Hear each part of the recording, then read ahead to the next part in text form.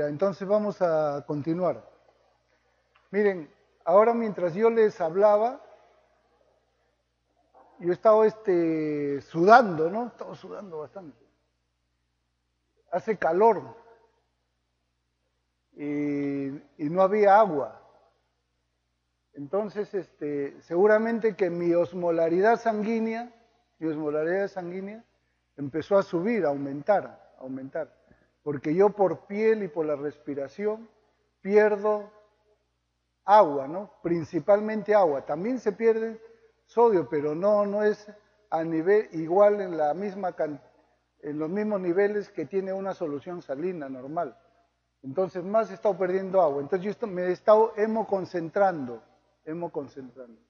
Mi extracelular ha empezado a disminuir y como hay movimiento de agua entre el extra y el intra, mi agua del intra también se ha movilizado y ha bajado.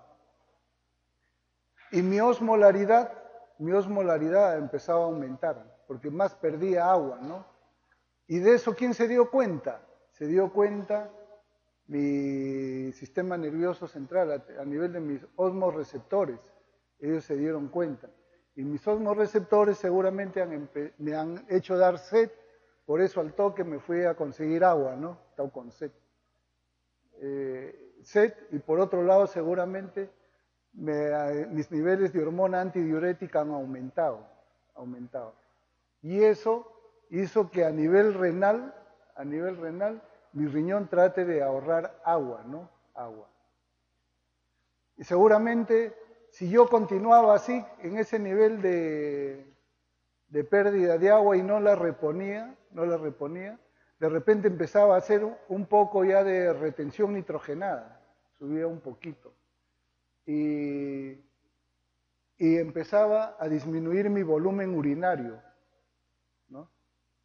Y seguramente que mi orina iba a estar oscura, ¿no? Cargada. Así como están las orinas cuando uno está que suda, va a orinar y está oscura y no ha repuesto agua, ¿no? Y si medía sodio en esa orina, seguramente que estaba disminuido, ¿no? Menos de 20 miliequivalentes, porque mi riñón está tratando de ahorrar también sodio, que es el principal elemento regulador del volumen extracelular. Y mi densidad urinaria seguramente está alta y mi osmolaridad urinaria está alta. Pero ahora que ya tomé agua, allá afuera ya me tomé medio litro y ahora me estoy tomando otro medio litro, seguramente ya todos mis volúmenes se empiezan a normalizar. Mi osmolaridad se empieza a normalizar, ya no me da sed ya, seguramente mi hormona antidiurética también se pone en valor normal. Y la próxima micción que haga, seguramente mi orina ya va a estar más clara, ¿no?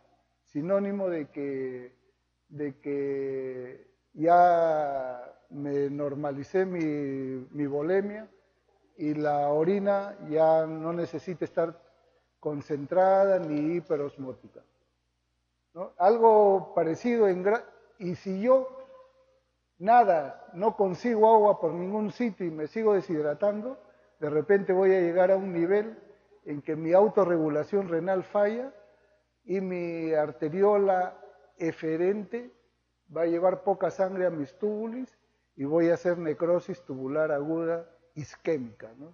Isquémica. Todo lo que ya hemos visto que se presenta.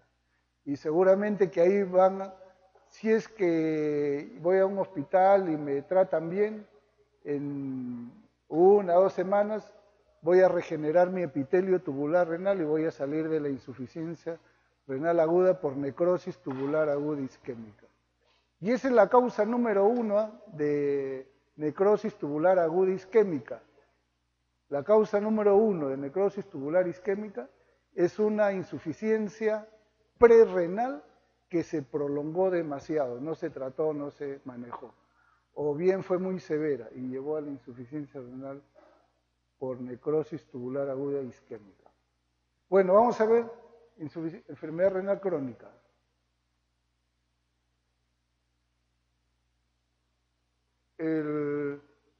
Insuficiencia renal crónica ahora se considera casi una epidemia. Acá en el Perú, cada año, más o menos, aparecen 1.000, casos de insuficiencia renal aguda severa, avanzada, grado 5, que requiere ir a terapia de reemplazo renal, ya sea por diálisis, hemodiálisis o diálisis peritoneal o trasplante renal. Esa es una cantidad enorme, enorme. Y ahora vamos a ver por qué es que puede haber tanta insuficiencia renal crónica ahora en el momento. Pero es bien común. Y más o menos se considera que el 10% de la población tiene algún grado de compromiso renal. Ahora vamos a ver las gradaciones, pero el 10% más o menos, ¿eh? Eso es bastante. De 110 pacientes que tengan enfermedad renal crónica en algún grado de esta, eso ya es seria la cosa. Y la mayoría de pacientes son gente ya mayor, ¿no? Que supera los 55 años de edad. De ahí ya van deduciendo también que el aumento de edad, ya la mayor longevidad de la población, también contribuye a la generación de más casos de insuficiencia renal crónica. Porque vamos a ver, las causas principales que se consideran en este momento de insuficiencia renal crónica también se acentúan o se presentan con mayor frecuencia en gente mayor.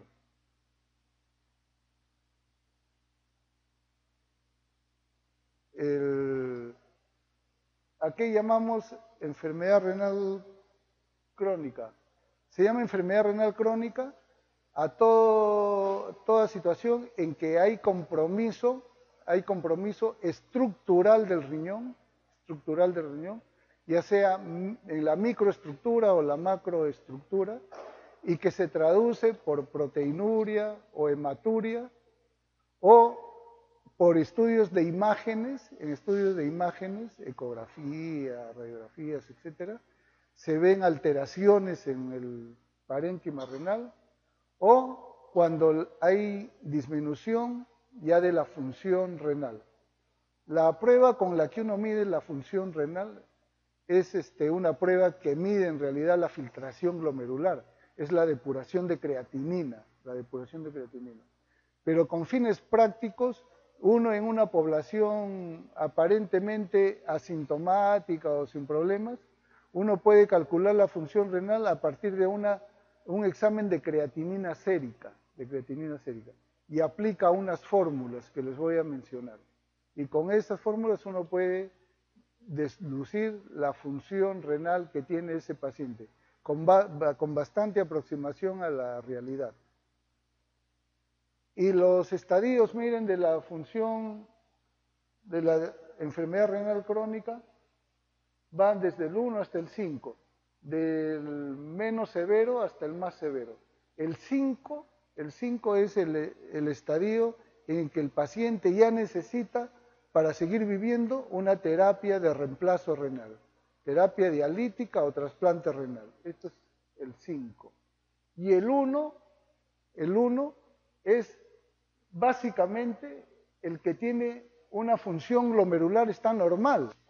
Mírenme, tienen depuración de creatinina más o igual a 90 mililitros por minuto, ¿no? O sea que está normal o alta incluso. Pero hay ya alguna evidencia de daño renal. ¿Y cuáles son esas evidencias? Ya que hay microalbuminuria, proteinuria franca, hematuria o alteraciones radiológicas o histológicas. ¿Ya? En la 2 también puede haber esto, lo mismo, pero ya la función glomerular ya es menor, ya es menos de 90 hasta 60. Y a partir de la 3 ya baja de 60. Y así sucesivamente hasta llegar a este 5 en que la filtración glomerular es menos de 15. Uno habla de insuficiencia, no enfermedad renal crónica, sino insuficiencia renal crónica, cuando uno le encuentra disminución de la función glomerular medida con una depuración de creatinina por debajo de 60, y por lo menos que tenga una duración de 3 meses, durante 3 meses haya presentado.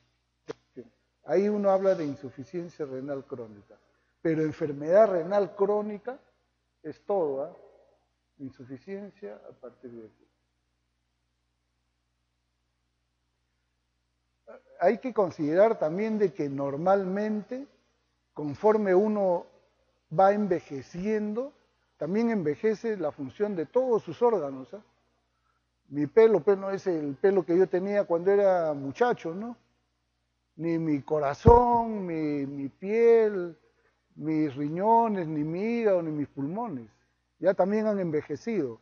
Y mis riñones también envejecieron, no escaparon a eso. Entonces también han ido disminuyendo de función. Y se dice que a partir de los 40 o 50 años, por cada año que pase, la función glomerular disminuye en 0,5 a 0,8 mililitros por minuto por unos 73 metros cuadrados. ¿Ya? Entonces, la edad es un factor que hay que considerar cuando uno hace los cálculos de función renal. Y estas fórmulas consideran a la edad. Ejemplo, esta fórmula, acá uno pone la edad, acá también considera la edad. ¿Ya? Entonces estas se las dejo ahí, no les voy a explicar ahorita porque se van a dormir más y se van a amargar. ¿Ya? Pero ahí están las fórmulas, ¿sabes? Y esas hay que tenerlas siempre en cuenta. No se contenten nunca con medir una creatinina sérica. Si ustedes cogen un paciente joven, un macetón, ejemplo, musculoso, sus pesistas, y le hacen su creatinina sérica puede tener 1.2, ejemplo, 1.2, cercano al límite superior normal, 1.2. Y si cogen a una viejita, bajita, ¿no? Chiquita, menudita, y le hacen su creatinina, de repente tiene menos todavía, puede tener 0,8. Usted dice, uy, la viejita está mejor que el joven. Pero si ustedes le calculan la función renal con cualquiera de estas fórmulas, van a ver que el que tiene función renal normal es el joven, a pesar de que su creatinina está más alta, solo que tiene más masa muscular. La masa muscular es la fuente de la creatinina sérica. En cambio, la viejita, está menudita, con poco músculo, ¿no? Tiene poca masa muscular y poca creatinina, por eso, en sangre. Pero si le miden su función renal, van a ver que ya está disminuida. ¿Ya? Entonces, la creatinina sérica solita no sirve. Hagan siempre la función renal. Y más aún, a veces uno se guía con la creatinina sérica para ver cómo dosifica medicamentos que tengan efecto tóxico renal, ejemplo, o tóxico en general. Y esos medicamentos dependen su eliminación de una buena función renal. Entonces, por eso no solamente la creatinina sérica debe de hacerse, calcúlenle su función renal. ¿Ya? Su función renal. Ya, esto es importante que recordemos para lo que vamos a hacer: un glomérulo normal, su arteriola aferente, los capilares glomerulares, los túbulos, la cápsula de Bowman, su mesangio acá, intraglomerular, el mesangio extracelular o laxis que le llaman ahora, su mácula densa, que es parte especializada del túbulo distal, en contacto con el hilio acá renal. Recuérdense bien del podocito, célula importante ahora en la etiopatogenia de la insuficiencia renal, la luz capilar, la célula endotelial, la célula mesangial, el mesangio, ¿no? Todo eso va a cobrar importancia ahora en la génesis de la... ¿Qué enfermedades pueden llevarnos a la enfermedad renal crónica? Uno puede hacer diferentes formas de clasificar a la enfermedad renal crónica. En la insuficiencia renal aguda, como ya hemos visto, cuando uno trata de la enfermedad parenquimatosa, insuficiencia renal parenquimal o renal propiamente dicha, uno piensa, pues, ¿no?, en el glomérulo, en el túbulo, en el intersticio y en los vasos, ¿no? Es 4 estructuras. Esa es la mejor forma de aguda, tipo parenquimal. Acá yo les voy a presentar lo siguiente, miren. Según la NOXA, la insuficiencia renal crónica puede ser congénita, una displasia renal, ¿no? De repente nació con un riñón chiquito, ¿no? O los 2 riñones chiquitos, así, etcétera. O es una enfermedad hereditaria como enfermedad renal poliquística, autosómica dominante, problemas inflamatorios, glomerulonefritis, infecciosas, la pielonefritis crónica, metabólica, la diabetes, vascular, la enfermedad renovascular, toxinas y malignidad, ¿no?, tumores renales, mieloma múltiple, etc. Pero también podemos dividir o clasificar las causas de la enfermedad renal según la estructura afectada, también puede ser como en la aguda, glomérulo, túbulo intersticio, vasos sanguíneos, y acá se agregan malformaciones, anormalidades macroestructurales, ¿no? También podremos hacer. Pero lo más práctico para clasificar las causas de la insuficiencia renal crónica es por orden de frecuencia. ¿Cuáles son las patologías más comunes que producen enfermedad renal crónica? Ahora les decía que cada año aparecen unos 1000 nuevos casos de pacientes renales, ¿no?, que requieren terapia renal de reemplazo. Y que eso tenía que ver mucho con el envejecimiento de la población y fundamentalmente con que las 2 principales causas de enfermedad renal crónica también una de ellas sobre todo, se presenta en forma epidémica. ¿Y cuál es esa? La diabetes, ¿no? La diabetes mellitus. Ahorita esa es la principal causa de enfermedad renal crónica. Antes se consideraba que era la principal causa en el mundo desarrollado, pero ahora se ha visto ya que también países en vías de desarrollo, también ya cada vez más diabéticos. Y esa diabetes, ¿quién la alimenta de pacientes para que salgan más diabéticos? Otra epidemia, que es la obesidad, el sobrepeso y obesidad. Cada vez en el mundo, incluso en países pobres, hay cada vez más gordos, ¿no?, más obesos. Y esa ahora es la principal causa de diabetes mellitus, la diabetes tipo 2, ¿no? Y esa es la diabetes es la que proporciona pacientes a los servicios de nefrología, ¿ya? Y eso, felizmente, que no todos los pacientes diabéticos hacen patología renal, solamente es la tercera parte, ¿no? El 30, 40% de pacientes diabéticos los que hacen insuficiencia renal, compromiso renal. ¿Qué sería si todos hicieran compromiso renal? Ahí sería el acabose. Y es caro, ¿no? Es caro. La terapia de reemplazo renal es carísimo. Ese le cuesta bastantes millones de soles al país en general.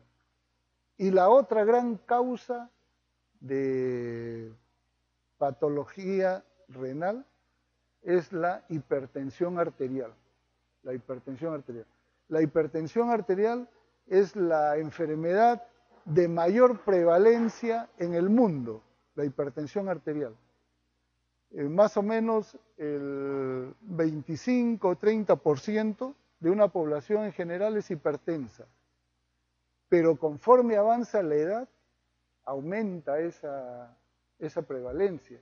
Por encima de los 50 años, el 50-60% de la gente es hipertensa.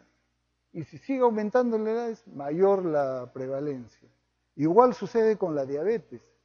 La diabetes, conforme aumentan los años, va aumentando también su incidencia y prevalencia, ¿ya? Entonces, esa es otra forma ya de ir directo a las causas más comunes. Y lo que les decía, la diabetes y la hipertensión son las enfermedades más comunes causantes de enfermedad renal crónica.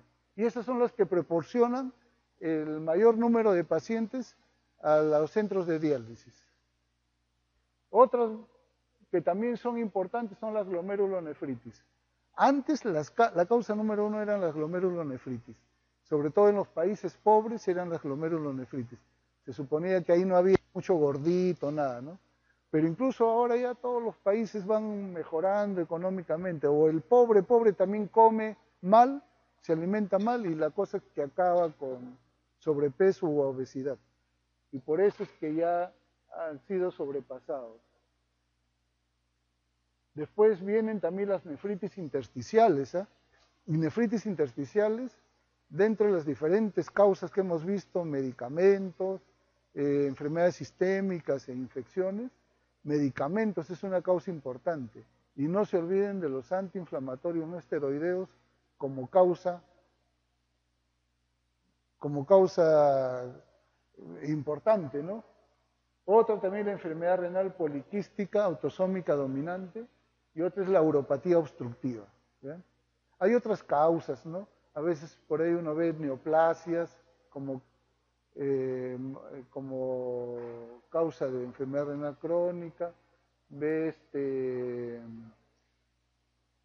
enfermedades genéticas, etcétera, etcétera. Pero esto es lo más común, Pero de diabetes e hipertensión no se deben olvidar. ¿Eh? Ejemplo, esta es una diabetes. Mire cómo este glomérulo, cómo está alterada toda su función por este acúmulo de estas sustancias hialinas, ¿no? Esta es una glomerulosclerosis como a manera de nódulos, nodular diabética. Esta es la hipertensión arterial. Esta es la característica típica de un riñón hipertenso. Ese granulado fino que hay en la superficie del riñón, superficie granular. Y cómo las arterias se han ido engrosando, y esto, por supuesto, va a disminuir el flujo sanguíneo a todo el parénquima renal y lo va a alterar. Esta es la glomerulonefritis, ¿no? Que hemos dicho como causa. La nefritis intersticial, miren, tremendo exudado inflamatorio ahí en ese intersticio renal con lesión ahí de las estructuras parenquimales. Esta es la enfermedad renal poliquística, ¿no? Autosómica dominante. Estos son riñones inmensos, ¿no? Eso llegan a medir kilos, ¿ya? Y ahí al corte. Hay pacientes que en un mismo centro de diálisis están atendiéndose familiares, ¿no? Yo ahorita a uno de los centros donde asisto de diálisis hay 2 hermanos, un varón y una mujer con enfermedad renal poliquística, los 2. Después he visto pacientes que se dializaban el papá e hijos, ¿no? Iban ya con enfermedad renal crónica. Es autosómica y dominante esta enfermedad. Este es un caso de uropatía obstructiva. Este es al corte. Miren cómo casi no hay nada de parénquima. No hay nada de parénquima acá. Y esto ha sido por cálculo coraliforme, cálculos infecciosos que llenó toda acá la pelvis renal, los cálices, tapó toda la vía urinaria. Cálculos infecciosos, cálculos de estrubita, fosfatio, amonio y magnesio. Eso cuando ya hagan sus clases de clínica, iban a ver todo eso. ¿Cómo es que evoluciona la enfermedad renal? Miren, cuando nosotros podemos tener enfermedades renales que se van a curar, y hay otro grupo de enfermedades renales que se van a ir a la cicatrización. Todo se va a cicatrizar. El riñón al final acaba transformándose en un órgano tejido fibroso. Todas las nefronas desaparecieron. Cuando hay curación, la estructura y la función renal se recupera, ¿no? Se recupera. Eso característicamente se ve en la necrosis tubular aguda, en la nefritis intersticial aguda y en la glomerulonefritis postinfecciosa. Esas son las entidades clásicas, ¿no? Las más características que se curan, que revierte todo y no pasó nada. Necrosis tubular aguda, intersticial aguda y posinfecciosa. Las que van a la cicatrización, acá hay pérdida progresiva del parénquima renal y son reemplazadas por tejido fibroso, ¿ya? La matriz extracelular de colágeno, y afecta al glomérulo. Cuando lo afecta al glomérulo se llama glomerulosclerosis, a los túbulos e intersticio, fibrosis túbulo intersticial, y a los vasos, esclerosis vascular. Y acá va a haber pérdida pues de la función renal, ¿no? Va a haber enfermedad renal crónica. Y si alcanza el nivel 5 ya es insuficiencia renal terminal, ¿no? Y aquí característicamente, ¿cuáles están? Diabetes, hipertensión, las glomerulonefritis crónicas y exposición crónica a infecciones y nefrotoxinas. Esas son las que más tienden a llevar a la cronicidad. Y hay mecanismos progresivos, pues. Como les decía, la progresión de la enfermedad renal crónica se asocia a cambios en la estructura renal. Hay fibrosis que se asocia a la glomerulosclerosis, a la fibrosis túbulo-intersticial y a la esclerosis vascular. Si bien al inicio, dependiendo de la causa, puede predominar la injuria ya sea al glomérulo, si es una glomerulonefritis, a los túbulos, si es una nefritis túbulo intersticial, o al intersticio, o a los vasos sanguíneos, si es una hipertensión arterial. Con eso puede estar empezando la injuria renal, pero se va a ver de todas maneras progresión a la enfermedad renal crónica, con daño y fibrosis de todas las estructuras renales. Si bien empezó con patología de glomérulo, al final todo se afecta.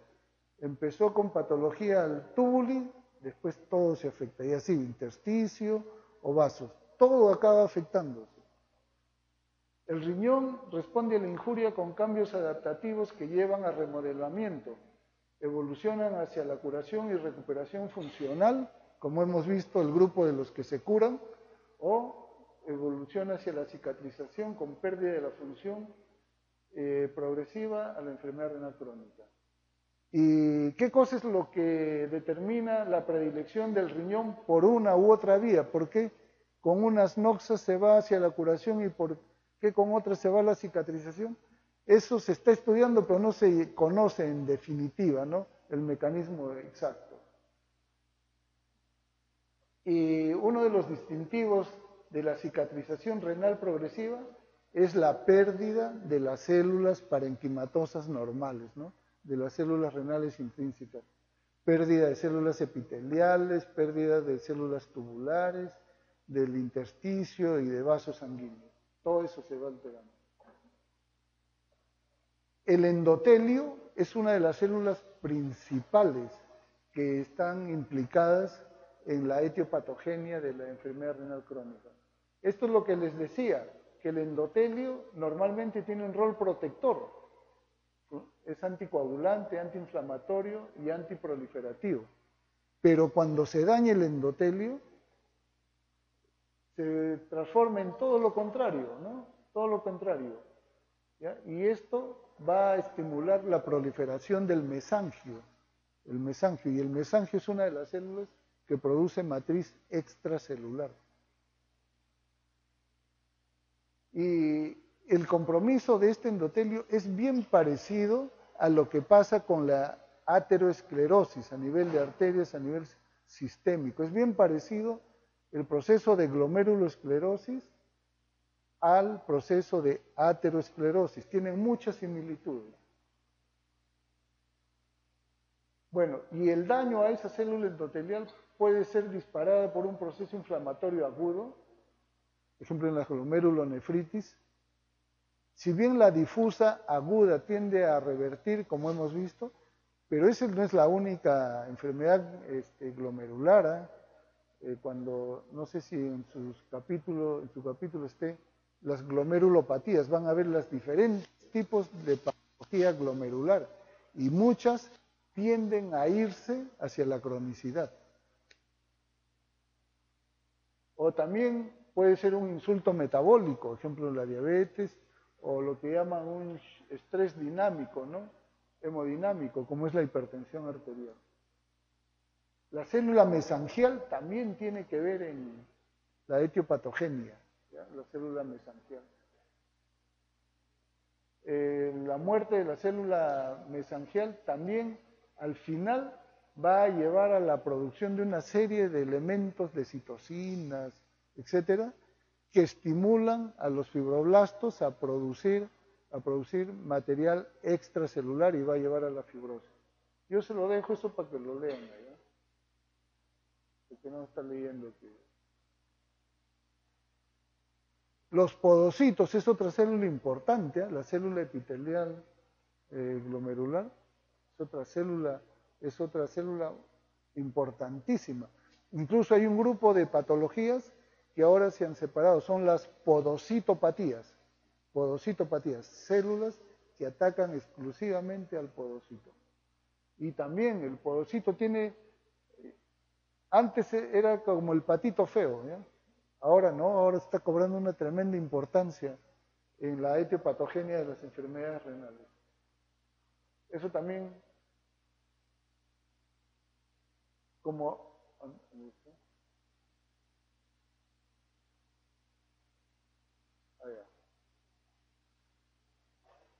El podocito no es una célula que después de una injuria tenga una gran capacidad de recuperación o de dividirse, nuevamente proliferar, no. Tiene una capacidad disminuida, ¿no? Y deja áreas de la membrana basal denudada que atraen e interactúan con células epiteliales parietales, con las opuestas, y eso va a llevar a las adhesiones capsulares y glomerulosclerosis segmentaria subsecuente. Lo mismo las células tubulares también tienen mucho que ver con las injurias, juegan un rol importante también. En realidad todas las células endoteliales, podocitos, mesangio y células tubulares, todas están implicadas en la génesis de la enfermedad renal crónica. Células vasculares. La esclerosis vascular es una característica del proceso de cicatrización renal. Y acá donde adquiere su máxima trascendencia es en la hipertensión arterial. Bueno, acá vamos a resumir mejor. Vías hacia la curación o cicatrización después de la injuria a una célula renal. Si hay una injuria a la célula renal, y cualquiera sea la célula, ya sea el glomérulo, el túbuli, o bien al vaso o al intersticio, esto puede seguir dos rutas. Esa célula injuriada puede morir, muerte celular, y los mecanismos pueden ser necrosis o apoptosis, cualquiera de los dos, pero se va a producir muerte. Y esto va a llevar a la atrofia, y esta atrofia va a llevar a la fibrosis. ¿Ya? Entonces es una ruta que sigue esta célula renal que fue injuriada. La otra ruta que sigue, esta célula injuriada se transforma. Es una transformación celular la que va a presentar. Y acá dos mecanismos. Uno, la embriogénesis en reversa, de lo que era una célula ya madura, porque la célula epitelial es madura, el podocito es maduro, etc. Una célula madura altera su proceso de embriogénesis y empieza a retroceder. Es como si uno de adulto empieza a retroceder, ¿no? Te va rejuveneciendo, llegas a niñito, llegas a fetito y te transformas con una gran capacidad de originar diferentes tipos de células. Algo sucede en esto. Y se adquiere un fenotipo embriónico. La apariencia de esas células es como las que se ven en las células de los embriones, ¿no? Y acá Lo que más va a proliferar son lo que se llaman los miofibroblastos, lo que más se va a presentar. Miofibroblastos. Van a proliferar y van a migrar. En el sitio de la injuria proliferan, pero después empiezan a migrar a otras partes de la nefrona. Y estos miofibroblastos pueden seguir dos caminos a este nivel.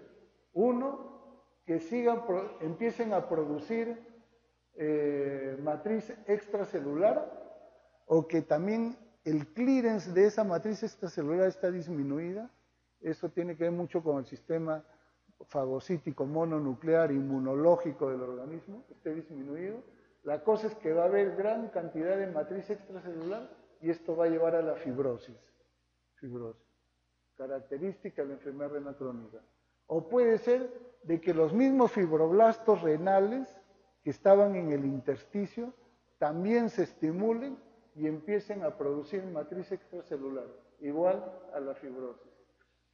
Pero podría ser que a partir de este punto, estos miofibroblastos, es como si recapitularan su embriogénesis y adquieren un fenotipo maduro, no el fenotipo inmaduro que adquieren aquí cuando se van a este lado. Y van a llevar a la curación. ¿Ya? A la curación.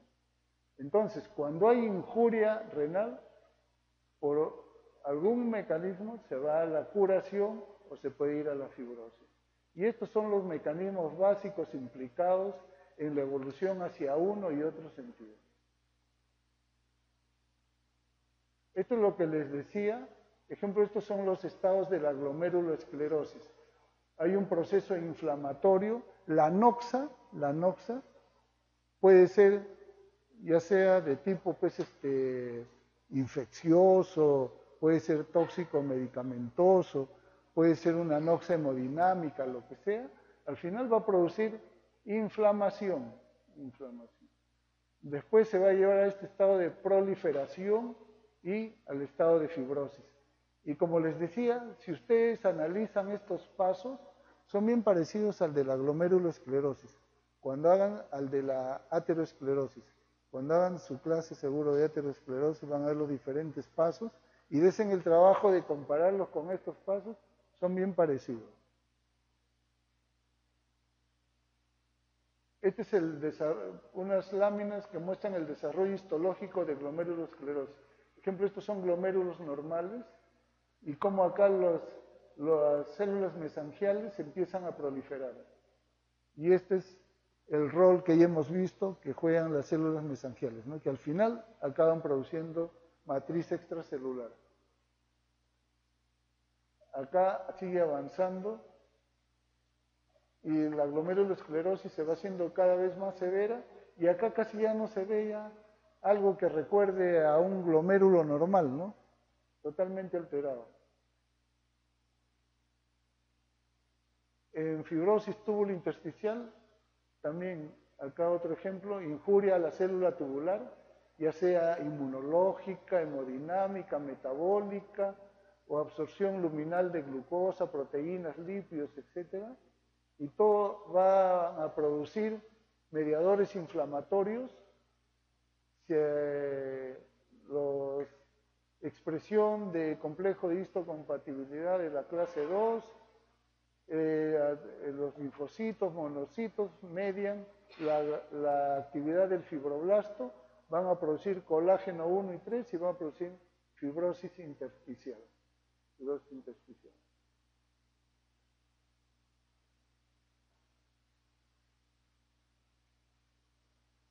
La fibrosis túbulo-intersticial también, acá es segmentario, infiltrado inflamatorio, pero acá ya se empieza a ver fibrosis, ya empiezan a ensanchar estos espacios, tejido fibroso, lo azulito, y hay dilatación de los túbulos.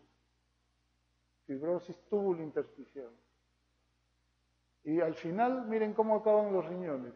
Los riñones, cualquiera haya sido la causa, estos riñones chiquitos, atróficos con una delgada capa de corteza. Y esto es lo que se suele ver en un riñón ya terminal. a cualquiera haya sido la causa, la noxa, llegan a este estadio. ¿Ven? No se ve nada. Hay una corteza fibrótica. Acá casi ni se ven glomérulos.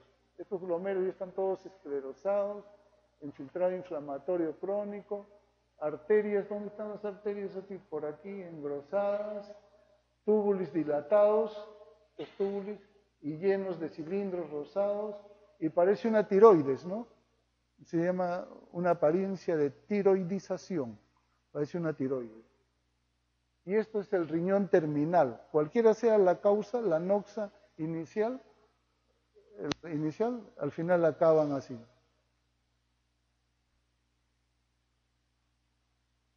Y esto, como les decía, acá están las alteraciones de las diferentes funciones del riñón. Si se produce alteración de balance de agua y sodio, va a haber hipertensión arterial. Ustedes saben que la hipertensión arterial, ¿cuál es la fórmula de hipertensión arterial? Débito cardíaco, asistencia periférica, ¿no? ¿Y el débito cardíaco de qué depende? Fundamentalmente del volumen extracelular. Si yo le aumento acá el volumen extracelular, por alteración de este balance, voy a producir hipertensión arterial. Y el volumen intravascular aumenta, me va a producir edema por acá, una manifestación de insuficiencia renal, y la hipertensión y este aumento de volumen, insuficiencia cardíaca. Balance de potasio. El potasio es un catión principalmente, ¿a dónde está? En el intracelular, ¿no? Intracelular. Y que su principal sitio de eliminación es el riñón. Si el riñón falla y se hace severa la insuficiencia renal, se va a producir hipercalemia. Una de las causas de muerte del paciente renal es la hipercalemia. Eliminación de desechos va a producir un estado de uremia, ¿no? Urea, creatinina, ácido úrico. Esas son las moléculas más conocidas, pero hay un montón de moléculas que no se conocen tanto como las otras, pero que también producen daño a los diferentes órganos y sistemas y configuran lo que se llama el estado de uremia. Y en esos casos no solamente se afecta pues el corazón, nada. Hay patología cutánea, gastrointestinal. Una de las principales manifestaciones por las que vienen los pacientes renales así avanzados son manifestaciones digestivas, náuseas, vómitos, intolerancia, no toleran los alimentos, van a las emergencias y de primera intención piensan que son patologías digestivas, pero le toman sus análisis rutinarios y vienen pues, con la urea y creatinina altísimos, ¿no? Y es el problema renal el que está ocasionando estas manifestaciones, problemas neurológicos. El listado de problemas neurológicos es grande, ¿no? Flapping, alteraciones de conciencia, ¿no? Temblores, neuropatías autonómicas de diferente tipo, ¿no? Reflujo gastroesofágico, dilatación gástrica, estreñimiento, impotencia sexual, vejiga neurogénica, todo eso puede producir la uremia. Y disfunción sexual, las pericarditis urémicas. La producción de eritropoyetina está disminuida. Prácticamente todos los pacientes renales en etapas avanzadas son anémicos. Y la causa número 1 es disminución de eritropoyetina. Felizmente ya hace años ya se logró sintetizar eritropoyetina sintética.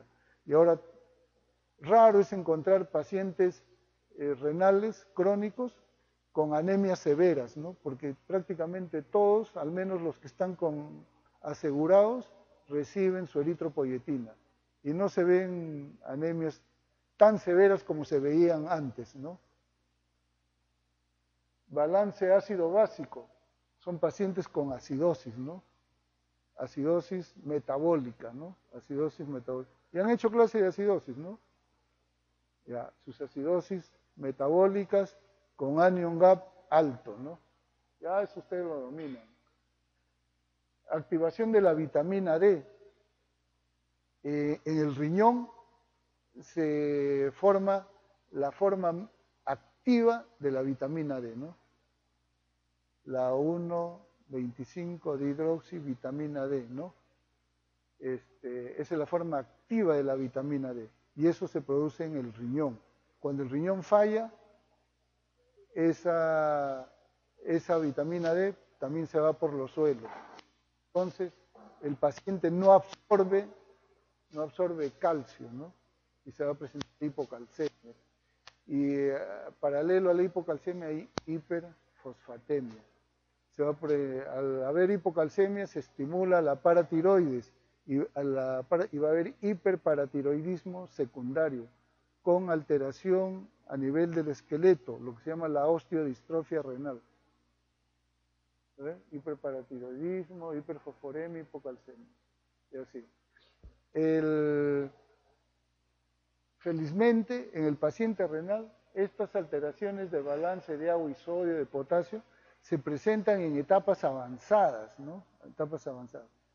Iniciales, las que más se afectan al inicio, cuando todavía la depuración está por 60, por ahí, son estas alteraciones del metabolismo calcio, fósforo, vitamina D.